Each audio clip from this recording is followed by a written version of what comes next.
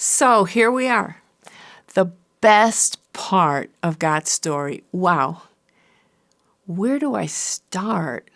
I mean, it's Jesus. There's so much I can say. Not just what the Bible tells us about him, but also all the stuff I know about him personally. You see, I know him. And talk about grace. For half of my adult life, I had no interest in God and his boundaries. I wanted to go it alone, make my own way, and I did. And it didn't turn out that well. Depressed, addicted to work and alcohol, empty, and not extra spiritual or extra anything, just seriously messed up and lost. I reached out to him and he took my hand. The rest is history. I could sit here and tell you story after story of how Jesus gave me a fresh start, healed my heart, taught me to trust him, and filled the emptiness inside me with his presence. After Jesus, life is still tough, but the good parts are even better, and there's joy even in the rough patches. I'm never alone. I have hope no matter how bad things get, because whatever it is, it's not the end of the story. His story is now my story, and I would never want to go back. So where do I start? I'm going to start with what the Bible tells us about Jesus, because I can vouch that what it says about him in there is true, because I know him close and personal. I invite you to get to know him too. So we'll start by looking at his biographies. Yep, biographies. There's 4 of them: Matthew, Mark, Luke, and John. They're the first 4 books of the second part of the Bible called the New Testament. There's 4 of them because Jesus is so big, so wild, that no single one could capture all of him. So what we have are 4 different perspectives, which taken together give us an excellent picture of him. They're appropriately called the Gospels because they're the good news about Jesus the Christ or Jesus the Messiah. And trust me, they're really good news, not only for folks back in the first century, when he literally walked the earth as a human being, but also for all folks today, because he's still with us by his Spirit as the risen Messiah, King of kings and Lord of lords, back in his rightful place with God the Father. Remember where we left off in God's story? The Romans are in charge, and the people of Israel realize that they need a rescuer bigger than the emperor. So they turn to God and their Bible, the Old Testament, for some answers. Looking at how God has dealt with them in the past and reflecting on what the prophets have told them, they bank on God's grace once again and start to look for a Messiah, a God-sized rescuer who would intervene in history and save them, not only from Roman oppression, but someone who would also heal their sick, rebellious hearts once and for all. A rescuer who would give them back their land and who would make them the people from which God's rule, God's kingdom, would extend out into the rest of the world. Notice something here. This isn't wishful, pie-in-the-sky, escapist kind of thinking. It's God. Life sucks. We need you right here, right now kind of thinking. We want you not only to heal our sick hearts, but also, and especially, we want our freedom, our land, and your kingdom, your rule on this planet right where we are. We don't want an escape from this world. We want your goodness to bust into all the bad and make it right. Their eyes are firmly fixed on a God who, in his grace, promised them a spiritual rescue, for sure, but also a rescue involving the entire planet and everything on it, God's kingdom on earth. Keep this in mind as we go. It's important. It's bigger. It's much more exciting than going to heaven when you die. As we're about to see, Jesus is about much more than rescuing souls so they can go to heaven. He's about rescuing the whole planet, literally all of creation, ushering in a whole new creation, a new world, a new people who know him, trust him, and live with him forever. The three themes brought to their ultimate conclusion. Think of everything I talked about in part 2, the garden, and all the good God wanted for his creation, and turn it up 20 notches. This is exciting. This is a lot bigger than some take it or leave it, you do you and I'll do me, pie in the sky spirituality.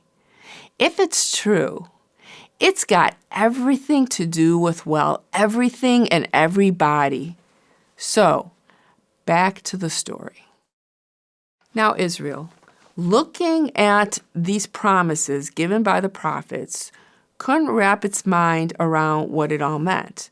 So all kinds of ideas emerged about what this promised Messiah and his kingdom would look like, exactly what the Messiah would do, and how he would do it. None of the Messiah proposals on offer quite got it, because despite their differences, all of them relied in some way or another, to some degree or another, on human ideas about kingdoms and power.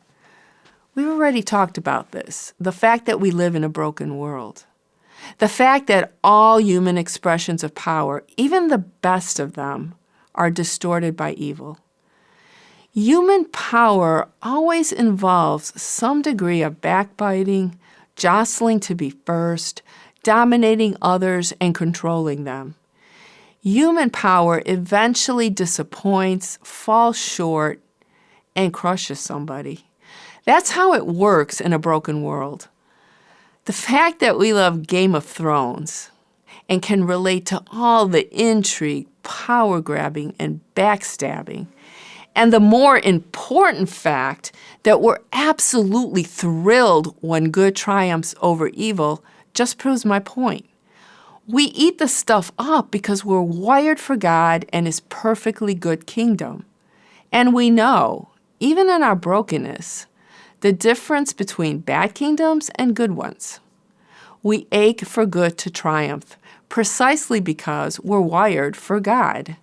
Jesus comes to show us what God's kingdom looks like.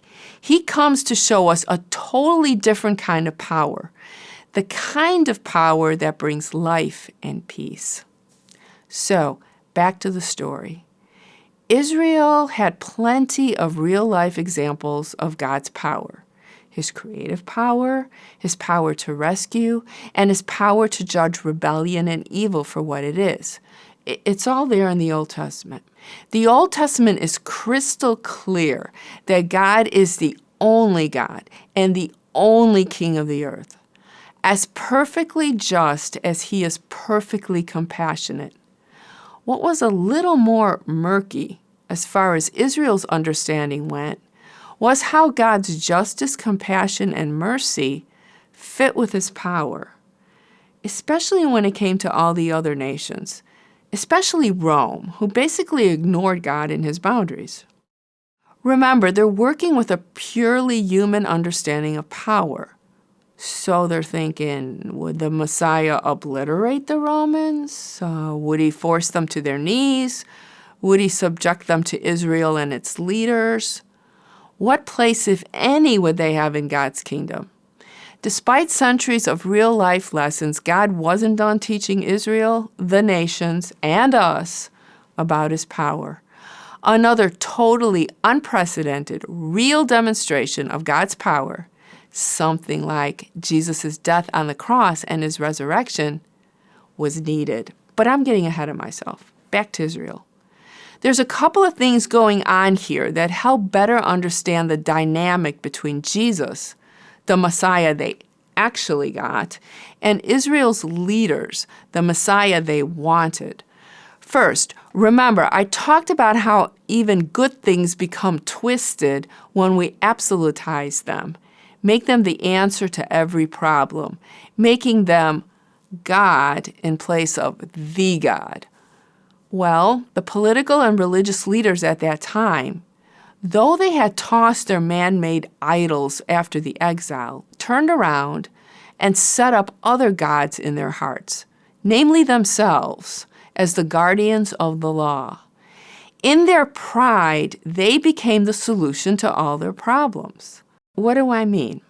Basically, the thinking was, if we keep the law as we understand it, with all the extra rules and traditions we put around it to make sure it's done just right, then God will send us a Messiah who will defeat all our enemies and put us in charge.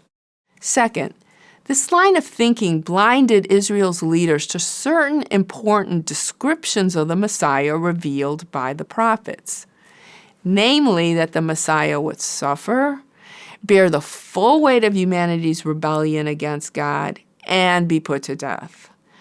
Definitely not the picture of the powerful victory that they had in mind. It didn't fit the narrative, so it was easy to ignore. Third, they forgot about the spiritual dimension of evil. Evil as a power in its own right. No amount of rule keeping could even make a dent in that. Anyways, God isn't even interested in rules. He's interested in hearts. Just as even the quote-unquote good person doesn't measure up to the perfect goodness of God, neither can any quote-unquote good nation, religious or not, measure up. Any created thing that sees itself as the answer to everything joins the spiritual forces in rebellion against God. Israel's leaders couldn't see this, even when Jesus called them out on it over and over again. The authorities were too caught up in their own story to see what God was doing right in front of their eyes. The Messiah God sends them, Jesus of Nazareth, isn't the one they wanted. He didn't fit the narrative. First, he's basically a no-name nobody from an obscure town in the southern part of ancient Palestine, no man's land. Second, despite his seemingly unimpressive roots, he's running around doing things he has no business doing. The no-name Jew Jesus, so they thought, is running around Palestine healing people, feeding the crowds. What's up with that? Teaching them, horror of horrors, that's our job, we're the religious authorities, and basically showing everyone who wanted to know what the kingdom of God is all about. How dare he? What does he know? Third, he's associating with the wrong kind of people, aka folks we, the religious authorities, don't approve of. Eating with lowlifes and hanging out with losers. What's he doing with them people? Fourth, he's claiming to be God's son. What a joke. He's a no-name nobody from no man's land. Fifth, if that's not enough, he's exposing and confronting the spiritual forces in rebellion against God who have been menacing creation since their debut in the garden. This is the clearest sign of a God-sized Messiah. Here's a dude with real power, God-sized power. How can this be, the leaders think? He must be in cahoots with those dark forces. Sixth, the crowds love him. Oh no, serious threat to our authority. Well, the crowds do love him, at least for the time being, at least until he challenges their preconceptions about God's kingdom, at least until he's arrested, tried, and sentenced. But the religious and political authorities, on the whole, can only see a threat to their power. So then and now, it all comes down to the question of power, what it looks like, how it works, and especially who has it. Think of it this way. Who or what has the power to write your story? Is it an addiction, past hurts, shame, guilt, the American dream, social media, career, the expectations of others, the need to be noticed and accepted, a chronic illness?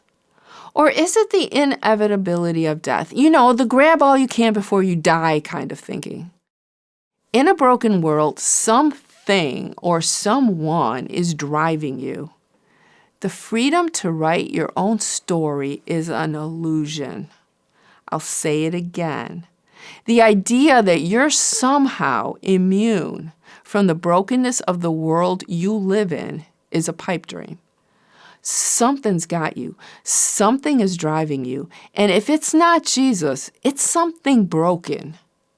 Trying to fix brokenness with something broken is like the blind leading the blind. Both will fall into the pit. That's Jesus is saying, not mine, but it's a good one. Then and now, Jesus blows all our ideas of power out of the water, turning all of them upside down, inside out. He defeats evil and death and brings in a new creation where all persons who trust in him are given a fresh start, a new heart, and the power, his power, to resist the power of a broken world. Everyone who trusts in Jesus has the power to resist the power of any created thing to drive their story. Even death is stripped of its power to be the inevitable end of the story. Wow, I've gotten ahead of myself, but it's Jesus. It's impossible not to. So let's unpack this. Back to Messiah Jesus and his biographies. But before I do that, I've got to put on the table the question that always comes up when talking about Jesus, and the fact that he's fully God and fully human, and that he was executed as a criminal on a Roman cross and then after 3 days rose from the dead. I mean, that's wild. Is he for real? First of all, Jesus is mentioned by the Roman historian and senator Tacitus, who records that he was crucified by Pontius Pilate, Roman proconsul of ancient Judea, during the reign of the Roman emperor Tiberius. Tacitus also records that the Jewish people called him the Christ or the Messiah. So here we have historical evidence that Jesus existed from folks who weren't particularly thrilled with him, but he's there in their records. Second, 2 of the Jesus biographies in the Bible are written by eyewitnesses, people close to Jesus who lived with him and who heard and saw everything he did. The Gospel of Mark is based on the testimony of that kind of an eyewitness. Think of it this way. If these folks had had smartphones, they would have been in the best position to record everything Jesus said and did in real time. The oddball out, the person who wrote the Gospel of Luke, tells us right in the beginning that he himself carefully investigated all the Jesus business, including the eyewitnesses and their reports, before he put all the evidence together in his historical account. We know from studying ancient Greek and Roman biographers and historians that they were more like modern-day journalists than modern-day biographers, because they literally went to the places they were writing about and talked with the eyewitnesses who knew and saw the people and events they were recording. So according to ancient history and biography writing conventions, the Gospels pass the smell test. They're not myths, fairy tales, or legends. Ancient people would have known this since these types of fictional stories followed different writing conventions. Like us, they could tell the difference between a novel and a historical account.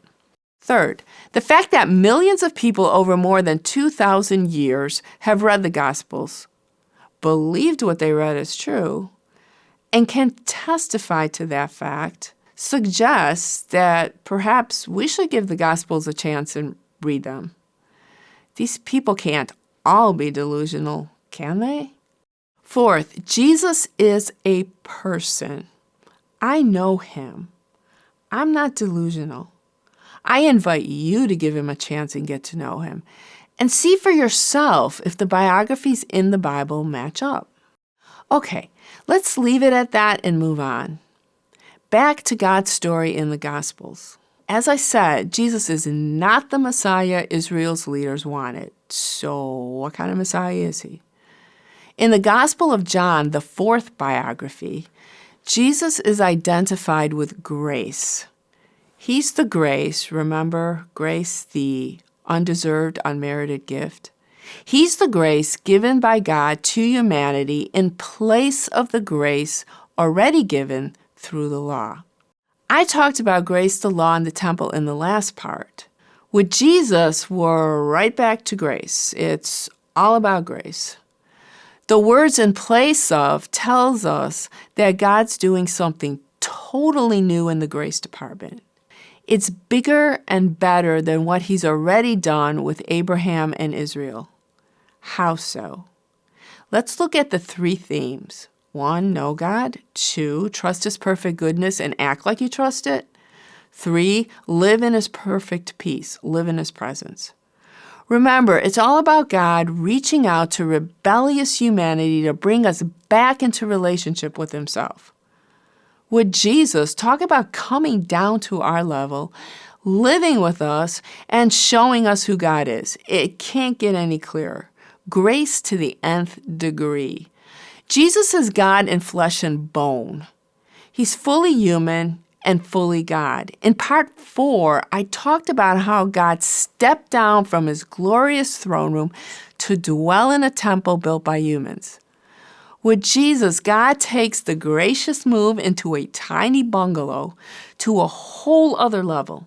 He empties himself of all the perks of being God. I'm going to say it again.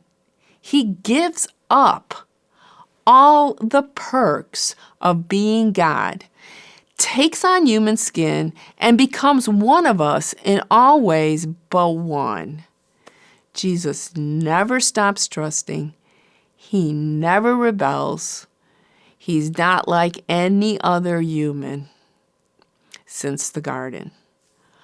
Although Jesus is tempted over and over again to choose some created thing over God, he never does. In Jesus and all he says and all he does during his life on earth, we see the perfect goodness of God, his Father, in action. Now, we're made in the image of God. We've talked about that already. Jesus is the very image of God. He's God in flesh and bone. But he lives among us as one of us. Let that sink in for a minute. The fact that he's born in ancient Palestine as a first-century Jewish man is not as important as the fact that he's human. That's the fundamental thing that binds all people together, our humanness, our being made in the image of God. The particularities of time, place, sex, and nationality are important only because Jesus is an actual historical person. Remember I said that we should think of Israel as a sample of humanity in general? The same holds true for Israel's mixed responses to Jesus, their Messiah. They reflect human responses to him in general. The religious and political authorities, with a few notable exceptions, see him as a threat to their power. They don't like him and can't wait to get rid of him. Regular folk are mixed in their responses. Some love the miracles he does, but run the other way when he starts talking about persecution, bearing a cross, and leaving everything to follow him. Others are happy to follow him as long as he fits their idea of what the Messiah should do for them. Once he doesn't perform as expected, once he challenges their preconceptions, once he's arrested, they're out of there. Some, namely Jesus' disciples, hang in there, but barely. So, as far as the three themes we've been following go, Jesus brings them to their ultimate goal. As I already said, Jesus literally is God living among us. No temple with all its protocols and sacrifices. God does something totally crazy with Jesus. He makes himself fully and completely accessible to the limited, broken humans he created. That's a dangerous proposition, putting himself at our mercy. But he does it anyway. In Jesus, God is made fully known. In Jesus, we can see exactly what a God-centered life looks like. He fully trusts God, his Father, even to the point of going to the cross, trusting that his Father will do what he promised to do, raise him from the dead. Like us, living in a broken world, Jesus' trust is tested by all the opportunities he had not to trust, including all the temptations to skip the cross, ditch the human skin, call on all the perks of being God, and destroy his enemies. Zap, gone. But he doesn't. He does what he's supposed to do and takes on the shame, the injustice, and the pain of a Roman execution. Okay, wonderful. The three themes we've been following all come together in Jesus. But what does this have to do with all that stuff in the Old Testament? And what does it have to do with me? The answers to these questions get to the point of the cross. Old Testament first. Jesus wouldn't make much sense without all the stuff that happens before him. He's the promised Messiah that Israel's turbulent history points to. Think of it this way. The Old Testament leaves the three themes hanging. It's the opening chapters of a story crying for a climax. God shows Israel who he is, and they still don't get it. They still don't trust him. He's with them in the temple, but they tick him off with all their constant idol worship, including child sacrifice. And he leaves. God gives them good, life-giving boundaries, but they would rather do what the other nations do. Their leaders lead like the rulers around them. Mercy, compassion, and justice fall by the wayside. They oppress their people.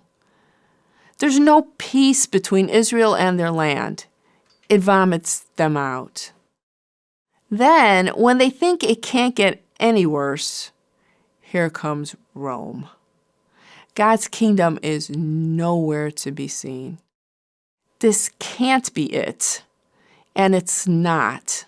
The climax of the story is Jesus, because after him, nothing is the same.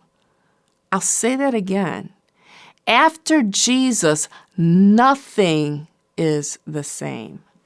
That means more than 2,000 years later, whether we know it or not, care about it or not, believe it or not, things have changed for good on a cosmic scale. We can choose to be part of that change or not. That change exists as a fact, regardless of anyone's personal belief or preference. Jesus changes everything because, unlike the law and the temple, though they're good and are great examples of God's grace, he's the only one that can get to the root of human rebellion, the spiritual powers that are in rebellion against God. Remember the serpent in the garden? Well, Jesus crushes its head. Before I talk about how Jesus crushes these powers, a couple of words about what these powers are. Satan, God's number one nemesis, appears a few times in the Old Testament. We've already met him in Genesis in the garden. He came in the guise of the talking serpent. In the book of Job, Satan tests Job's integrity by claiming that Job trusts God only because things are going well for him. So in a rubber hits the road moment, poor Job loses everything. Just in case you're wondering, Job passes the test. Satan also appears in Zechariah, a book written by a prophet, who tells us that God rebukes him, meaning Satan, giving us a preview of his ultimate fate, getting his head crushed by Jesus. In the New Testament, we learn that these spiritual powers led by Satan are angels who rebelled against God and as a result were booted out of heaven, out of God's presence, and cast to the earth. Appropriately, Satan is called the prince of the world, and his team is referred to in various ways as principalities, powers, dominions, thrones, and authorities. These things are realities just like God and his kingdom are a reality. The words I just mentioned are kingdom and power words and point to both spiritual power in itself and to the fact that these powers stand behind, over, above human power. They're spiritual powers, but they're at work in the everyday world that we live in. Another way of looking at this is to say that all of our societal structures and institutions are part of the broken world they exist in. So all of them share in that brokenness. Let's be real. It's as plain as day. Just read the headlines. The New Testament just explains something all of us are perfectly aware of. Israel learned this the hard way. They learned that even their religious institutions and leaders can be and were co-opted by spiritual powers greater than them. Same for us. So, how did Jesus crush these powers? Jesus shows them for what they are, not God and not in charge. For all their rebelliousness, they don't get the final word. At the same time, Jesus' death on the cross shows the what of God's power. The what that makes God's power unmatched by anything we've ever seen or could ever imagine. We can't see past our noses unless God shows us. And He did. Here's what I mean. Recall how I said that the religious authorities were looking for a particular kind of Messiah? So along comes Jesus, who looks nothing like that, and who in fact calls out the religious leaders for making the law and the temple all about them and their power over the people. He calls them hypocrites who pretend to know God and to trust Him, when in fact they're blind to the fact that God is doing something new. And rather than trusting God, they trust in themselves as the descendants of Abraham, the keepers of the law, the holy ones who deserve to rule because they are so holy, so above everybody else. Jesus tells them their hearts, just like everyone else's, are turned to evil all the time. They need God's grace, just like the next guy. They need to be healed and transformed. Needless to say, this doesn't go over well. They don't want to hear it, and they plot a way to get rid of Him permanently. So what do? They get Rome to side with them. They stir up the crowds and manipulate Pontius Pilate to do what they want. Now, in terms of a power play, this is brilliant. The Romans crucified Jesus on trumped-up charges, brought before a kangaroo court, and He dies like a criminal. Looks like the end of a wannabe Messiah. The powers that be, both the human ones and the spiritual ones that stand behind them, they celebrate. They got what they wanted. They're in control. As Jesus hung there naked and dying, the Roman soldiers taunt Him as the pretend king of the Jews, casting lots for His clothes, while Israel's leaders and passers-by jeer at Him, telling Him to save Himself if He's the Messiah. And Jesus could have, but didn't. Behind the scenes, the spiritual powers celebrate their power to corrupt human hearts into killing a perfectly innocent man who did nothing more than heal people and teach them about God's kingdom. They're thinking, wow, looks like God can't get these rebellious humans to see anything clearly, no matter how many times and in how many ways He shows them, including sending His Son. They prefer rebellion. They prefer to be like us. They prefer doing it their own way. We've won again, just like in the garden and every minute since then. And then it happens. 3 days after the end of a wannabe Messiah, God the Father raises Jesus from the dead, never to die again. What I say next is key. Right before Jesus went to the cross, he asked his Father to forgive his executioners because he said they didn't know what they were doing. They didn't know. They couldn't know. Because who he really is and what he did on the cross doesn't become clear until his resurrection. Jesus' resurrection is God's yes to the no of Satan's and humanity's rebellion and to the finality of death. The spiritual powers may have thought they got the upper hand, that they were powerful enough to get humans to execute the God-man Jesus. When Jesus' dead body, trust me, no one can survive a Roman crucifixion. When Jesus' dead body goes into the tomb, it looks like God's rescue plan failed. But little did anyone know, including the spiritual powers, that those folks who would see the risen Jesus, touch his resurrection body, and eat with him, yes, eat with him, would spark a movement that would grow into a worldwide community of people who would turn to God, get back into relationship with him, and experience the fullness of his power, his goodness, and his grace, smack dab in the middle of a broken world. Talk about a successful stealth mission, a coup de grace right under Satan's nose. I mean, it's crazy.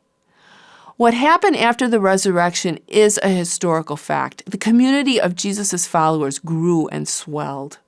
What happened after the resurrection is as true today as it was over 2,000 years ago. Thousands of years after Jesus rose, people continue to get who Jesus is and what he did because he's a person they can know, follow, and learn from because he's still present in the world by his Spirit. Wow. It gets even better. Jesus is the climax of a story that has been going on since creation. He's the blessing to all the world that God first gave to Abraham. Jesus' death and resurrection reverses all the consequences of the great mess up. With Jesus, we can know God. Through Jesus, we can get back in relationship with God. Because of Jesus, we have the power to trust God and obey him. We have the power to live within God's boundaries each time the rubber hits the road through the trials of life. With Jesus, we have God's presence in us by his Spirit. That's right. Through Jesus, the heart turned to evil all the time is healed, is transformed, is filled with God's Spirit. As a consequence, we know we are God's beloved. We know our true identity. That's what all of this has to do with you and me. Through Jesus, we can know God's goodness up close and personal because we can have his presence within us. And so we can live a life of trust that is radically different from the brokenness of the world. The brokenness of the world need no longer write our story because its hold on us is broken by the power of the cross. Now, the key phrase is, need no longer write our story, because the choice is ours. The cross shows us that God's power is all about drawing people to himself, not by coercion or manipulation, but by the power of his love. In the face of humanity's rebellion, God doesn't destroy his creation, but instead offers forgiveness, restoration, and peace, the opposite of what rebellious humans deserve. From the cross, the greatest example of the rejection of God and his goodness, flows a river of grace. We can choose to drink from that river or not. So, with Jesus, the open invitation to God's awesome end of history party remains open. Well, at least for now. Jesus is coming back. Remember I said that we are living in the time between Jesus' resurrection and his return? Yes, he's coming back. And that's when God's promise of a complete and final restoration of peace on a new earth will be actualized. The promise will become reality. In the meantime, those who have said yes to Jesus live in the certain hope that he will return, that he will bring a new, clean, fresh, fertile earth, and that all people will be raised from the dead. No more tears, no more sorrow, no more death. A totally new creation. We know from the Old Testament, and especially from Jesus' resurrection, that God keeps all of his promises. That's why it's a certain hope. So, why the delay? To give everyone, literally every person, the chance to RSVP. When Jesus does come back, the divorce will be final. Now, I don't claim to know the mind of God. He's God, and I'm not. What I do know is that God is merciful beyond belief and that he's also perfectly just. So I'm not going to pretend to know all the terms and conditions of the final divorce and exactly how it's all going to play out in God's courtroom. All I know for sure is that those who say yes to Jesus will live on the new earth with him forever. Not as disembodied souls floating around in the clouds, but as people with real resurrected bodies that will never decay and die, on a real, equally glorious planet, doing real culture-creating things in all of our racial and ethnic diversity. With one caveat. No more rebellious spiritual powers. These were exposed for what they are by the cross, created rebellious beings that have chosen to write their own alternative ending to the story, but who do not have the last word as far as creation goes. And it's pretty easy to imagine what this alternative ending to the story will be like. Life lived forever in a world devoid of God and his goodness, a world full of strife, self-interest, violence, domination, and backbiting, an eternal existence on a dry, exploited, and infertile planet where God's perfect peace is completely absent and unknown. Think of the Hunger Games on steroids, an unending battle that no one ever wins. Because God's story is still unfolding, the opportunity to drink from the river of grace still stands. Remember I said that God is a person? He's neither a spirituality nor a religion. He's the creator king of the universe. This means that saying yes to Jesus isn't just a personal preference. It also means that his boundaries aren't just personal beliefs. You do you and I'll do me doesn't work here. Because God and all he did and does is the absolute for all of creation, including all people. But, and this is equally important, this also means that folks who say yes to Jesus aren't extra special, extra good, or extra anything. They're just simply broken people who have chosen to drink from the river of grace that is available to everybody. Humility and Jesus go together. One more thing. Walking with Jesus in a broken world doesn't completely erase the walking blues. Life is still full of challenges. God's story is still unfolding in a world that is waiting for Jesus to return. But we have the choice to face the challenges of life with the resurrection power of Jesus or with our own power, which is nothing more than a reflection of whatever form of brokenness happens to be driving your story. I don't know about you, but the first clearly is the better alternative. Now, I've been on both sides of this choice. I know what it's like to walk with Jesus, and I know what it's like to go it alone. Like I said in the beginning, my choice to go it alone didn't go well for me. I was trapped in my addictions and by the hurts of past abuse. These things were writing my story, and they were definitely not life-giving. I felt like a wild animal in a trap, trying to get free by chewing my leg off. Saying yes to Jesus freed me from their power. There's no other way to explain it. I got a fresh start, a life free of alcohol and the need to constantly prove myself. Instead of being the worthless, stupid, and ugly person I was taught that I was, I became God's beloved daughter. An identity I know can never be taken from me by anybody, anything, or any circumstance of life. This is who I am. I've learned that walking with Jesus makes you more like him. And who doesn't want to be like Jesus? Look, he eats with them people. Look, I had my issues with the church for the longest time. I just didn't want anything to do with them. I had all these trust issues, and I thought that Christians were just full of themselves. But Jesus is not the church, whatever image comes to mind when I say that. He's Jesus.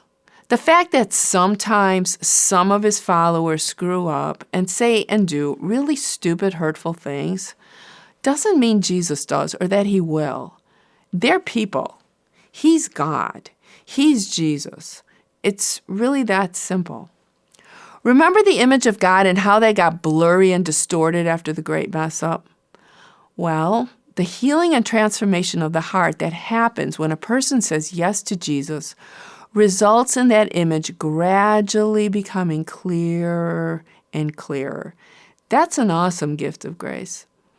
By walking with Jesus, I've learned that facing all the rubber hits the road challenges of life with the power and grace of the cross works like one of those magic microfiber cloths. You know those cloths that you use to clean the screens on your electronic devices? You know what I'm talking about.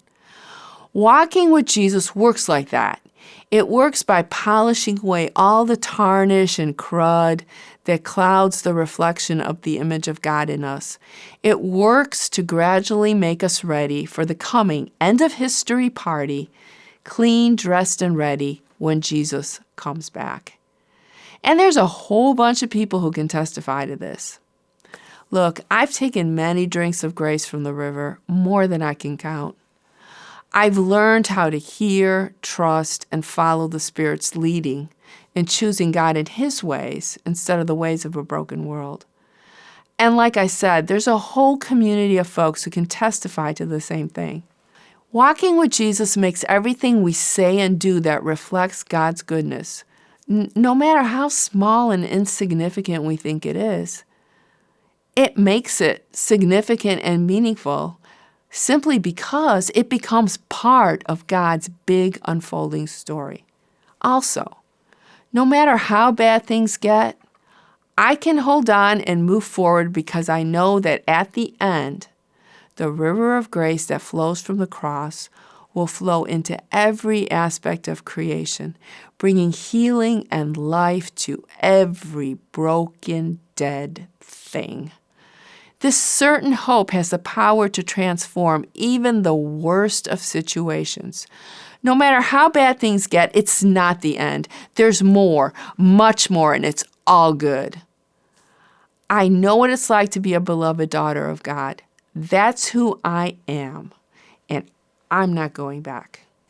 There's a place for you in God's story. The invitation is open. Jesus is holding out his hands to you. All you have to do is tell him you're sorry for rebelling and turning your back to him and say, "Yes, Jesus, I want to be part of your story. I want to be part of the new creation you are bringing to reality."